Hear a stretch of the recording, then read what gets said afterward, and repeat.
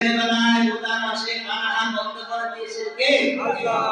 সুতরাং দিনের বেলায় যে আল্লাহ তাআলা সকল মানহাজকে বন্ধ করে দিলেন, আমাদের দেশে একশ্রেণীর কুলাঙ্গার, এটি মানুষ তার অমানুষ, এই রমজান মাসে প্রকাশ্যে ধূমপান করার নিকৃষ্ট বস্তুকে পান করার জন্য তারা স্বাধীনতা চাচ্ছে। ঠিক কি না বলেন?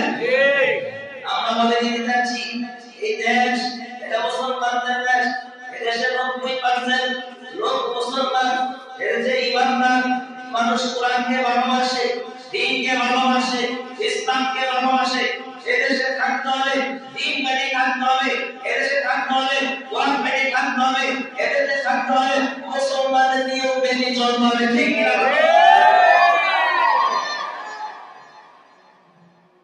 যদি মুসলমানের কোরআনের নিয়ম ভালো না লাগে, ইসলামের নিয়ম ভালো না লাগে, ইমানদারের নিয়ম ভালো না লাগে, তোমাদের জায়গায় এই দেশ হবে না।